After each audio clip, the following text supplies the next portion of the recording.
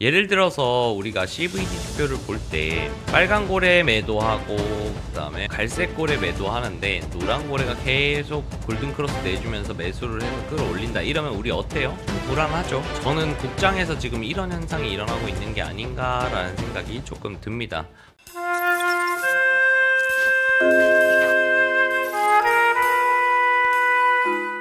안녕하세요, 학입니다. 자, 오늘 2025년 11월 6일 비트코인 시황에 대해서 말씀드려보도록 하겠습니다. 자, 오늘 영상에서도 지난 관점 체크를 해보고 더불어서 국장에 대한 이야기 추가적으로 2탄 한번 진행해 보려고 합니다. 오늘 내용은 어렵거나 긴 내용이 없기 때문에 그냥 영상 편안하게 가볍게 보시면 좋겠습니다.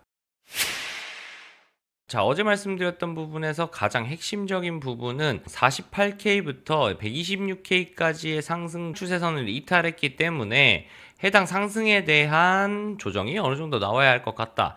작은 눌림으로 88K, 조금 큰 눌림 보통 범위로 봤을 때 78K, 즉 8자, 7자까지 볼 수 있는 구조가 나온다. 그래서 현재 상태에서는 여기까지는 열어두고 하락의 가능성을 인지하고 있어야겠다라고 말씀을 드렸습니다. 더불어서 여러 케이스, 기간적 행보를 여기서 해주는 것, 큰 범위에서 해주는 것, 여러 가지 말씀드리긴 했지만 현재 상태에서 이걸 미리 속단하고 움직였다가는 큰 코 다칠 수 있기 때문에 주는 대로 보고 기간 행보도 가능성이 있고 가격적 조정도 가능성이 있다는 정도만 인지하시면 좋겠다라고 큰 틀의 부분에서 짚어드렸고, 그리고 나서 자, 그러면 우리는 이제부터 어떤 식의 접근을 해야 될까요? 정리를 해드리자면, 자, 현재 상태에서 여기가 바닥일지 어디가 바닥일지 지금은 모른다. 그렇기 때문에 그냥 내려올 때마다 떨렁떨렁 예측 매매를 하다 보면 이런 식으로 계속 갈려나갈 가능성이 있다. 그래서 오기 매매, 그 다음에 예측 매매 현재는 하시지 마시라. 내가 대응이 자신 있다 하시는 분들만 롱 트라이를 하시고, 그게 아니라면 현재 상태에서는 떨렁떨렁 떨카를 잡는 건 비추천드린다. 위험도가 높다, 난이도가 높다라고 말씀을 드렸죠. 자, 그런 상태에서 어제 말씀드렸던 게, 자, 만에 하나 내가 떨렁떨렁은 하지 않았지만 바닥을 다지고 올라온다면 우리는 노려야 할 것이 두 가지 있다. 첫 번째, 제가 어제 이 바닥에서 또 롱 트라이를 하고 바닉해놓고 기다리고 있는 상태다라고 말씀을 드렸고, 저는 목표는 이곳이다 라고 말씀드렸습니다. 현재 장기적으로 상승하는 추세를 기준으로 저는 이 기준이 안 깨지면 롱을 받고, 현재는 이 기준이 깨졌기 때문에 숏을 보는 거예요. 가장 큰 범위의 핵심적인 요소입니다. 물론 이것 하나만을 가지고 매매를 하는 건 아니지만 큰 기조를 잡을 때 저한테 굉장히 중요했던 부분은 이 추세선이었어요. 자, 그러면 이 추세선이 안 깨졌을 때 롱 위주로 보고 현재는 숏 위주로 봐야겠죠. 당연히 이 추세를 이탈했기 때문에. 그런데 이렇게 첫 이탈이 있는 상황에서 중간에 애매한 자리에서 숏치기는 불안하고, 그렇다고 아까 말씀드렸듯이 이 추세가 이탈한 상황에서 근거 없는 롱을 계속적으로 봤다가는 찍힐 거고 하기 때문에 뭘 기다려라? 내가 대응에 자신이 없으시다면 요 자리 근처를 보고 기다려라 라고 말씀드렸습니다. 무슨 말이냐면 이 추세가 빠졌기 때문에 숏을 보는데 모든 경우에 리테스트가 오는 게 아니지만 꽤 많은 확률로 리테스트가 오는 경우가 있다. 그러면 이 리테스트를 기준으로, 이 자리를 기준으로 롱이 물리셨던 분들 같은 경우에는 리스크 관리를 해야 한다. 왜? 리테스트 맞고 떨어질 수도 있기 때문에 그렇습니다. 그러면 만약에 무포이신 분들 같은 경우에는 가장 좋고 안전해 보이는 타점, 그리고 손익비가 좋아 보이는 타점은 여기서 숏을 치는 게 가장 안전한 타점이라고 볼 수 있겠죠. 제 기준 가장 큰 틀에서 핵심적인 코어한 기준을 가지고 매매를 할 때 말입니다. 제가 어제 잡고 있었던 롱은 리스크 관리가 끝났기 때문에 TP를 여기까지 끌고 가보겠다라고 말씀드렸습니다. 그리고 나서 여기에 리테스트가 온다고 하면 현재 갖고 있는 롱을 완익을 하고 스위칭을 하던, 혹은 일부 익절만 하던, 혹은 숏을 신규로 해지로 잡던, 이런 방식으로 선택지를 여러 가지 갖고 갈 수 있는 자리가 바로 이 자리가 된다라고 말씀드릴 수 있겠습니다. 그러면 좀 전에 말씀드렸던 과정 내에서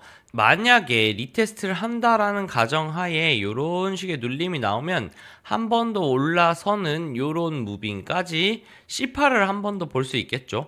제가 예전에 공통 롱 구간을 말씀드리면서 공통 롱 구간 내에서도 확률이 높은 높은 롱이 있다라고 말씀을 드렸습니다. 그게 어디냐라고 하면 첫 반등이에요. 우리가 흔히 밈으로 얘기를 하는 일륜적 반등이라고 하는 첫 반등의 확률은 어디에서든 나올 확률이 있습니다. 하지만 다음 눌린 다음 C파는 이 파동의 경우에는 투심이 안 좋거나 혹은 매수세가 너무 약하면 절단이라고 흔히들 얘기하시는데 종종 안 나오는 경우도 있어요. 이 하락에 대한 되돌림을 보는 거기 때문에 이 되돌림이 적어지는 혹은 C파가 뻗지 않는 경우가 발생되는 거죠. 절단이 아니더라도 그냥 B파의 조정이 이런 식의 수렴으로 나온다거나 혹은 뭐 플래그의 형태로 나온다거나 혹은 하방 강세 형태로 이런 식으로 나온다거나 고점을 낮아지면서 채널을 그린다거나 하는 경우에 이런 경우에 이 C파가 잘리는 경우가 있기 때문에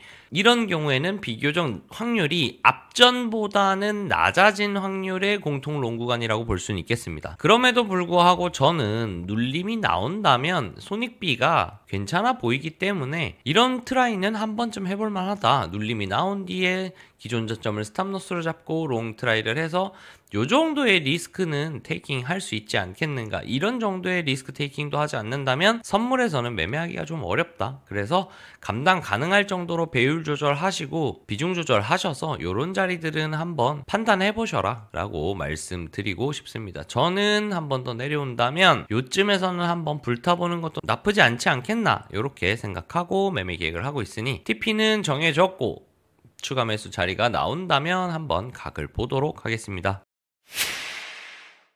자, 더불어서 오늘은 우리가 국장 얘기 살짝 해본다라고 말씀을 드렸죠. 제가 며칠 전에 뭐라고 말씀드렸냐면 기관들 그리고 외국인들이 만들어낸 상승이기 때문에 그리고 많은 상승을 만들어냈기 때문에 이들이 어느 순간 수익 실현을 하게 되면 어느 정도 눌림이 나올 수 있는데 그 눌림이 어디에서 나올지 모르겠지만 작지 않을 수 있다. 그래서 국장을 들어가는 것은 위험도가 현재에는 있어 보이니까 올랐다는 소식을 듣고 알짱거리면서 거기에서 손실 보지 않으셨으면 좋겠다.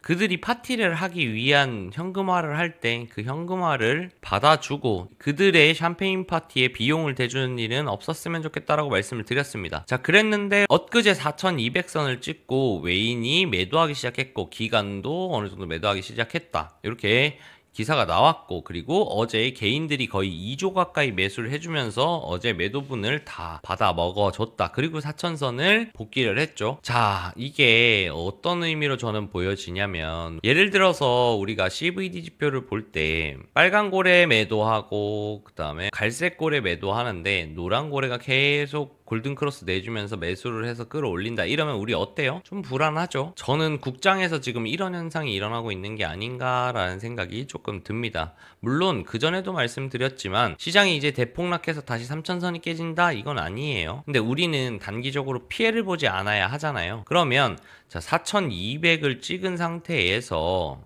3800선까지 떨어졌는데 주도 세력이었던 외인 매도가 좀 일어났어요. 그럼 이익 실현을 했다라는 소리인 거잖아요. 근데 여기까지 떨어졌던 걸 2조치를 개인들이 비중이 높게 받아가지고 4천선까지 복귀를 했습니다. 그 말은 지금 우리가 생각하는 고래들이 좀 많이 던졌고 개인 매수량이 많아지는데 만약에 이 상태에서 한 번만 더 덤핑 쳐서 3500선 정도까지 떨어지면 다시 올라올 거라고 생각을 합니다. 올라올 수 있을 거예요. 왜냐하면 국가적으로 부양을 하고 있기 때문에 올라올 수 있는 가능성이 높지만 3500선까지 만약에 떨어진 상태라고 하면 물려있는 시간이 꽤 될 수도 있다라는 소리입니다. 그럼 여기에 돈이 묶이잖아요. 그리고 만약에 중요한 돈이거나 단기간 빼야 되는 돈인데 너무 찬스라고 생각해서 들어갔다면 이 시기가 길어지면 길어질수록 손절 처리를 하고 나올 가능성이 높습니다. 그렇기 때문에 현재 상태에서는 불안한 상황이니 이 자리에서 또 들어가려고 돈 싸들고 가시지는 않았으면 해요. 조금 더 관망해 보시고 바닥이 한 번 더 빠져가지고 외인 매도가 왁 하고 2차적으로 일어나면서 이런 데까지 빠지는지 안 빠지는지 보고 사도 늦지 않다. 즉발적인 수익을 위해서는 지금 이거 떨어진다고 매수하셔서 수익을 볼 부분보다 저는 리스크 감수를 하거나 장기적으로 물릴 가능성도 조금 있기 때문에 특히 코인 시장보다는 주식 시장이 사이클이 더 길잖아요. 한번 물리면 뭐 6개월, 1년은 금방 가버리기 때문에 잘못하면 뭐 4, 5년 물리시는 경우도 많고 10년 물리시는 경우도 많죠. 그렇기 때문에 혹시나 모르고 사이클이 좀 더딘 이런 장에 돈 묵히면 기회비용이 낭비다. 그래서 우리는 하던 거 하자. 이렇게 정리해드릴 수 있겠고 너무 국장의 불나방처럼 뛰어들지 않으셔도 보셨으면 좋겠다는 당부 말씀 드리고 싶어서 오늘은 국장 흐름에 대해서 한번 체크해보면서 오늘 영상 마무리해보도록 하겠습니다.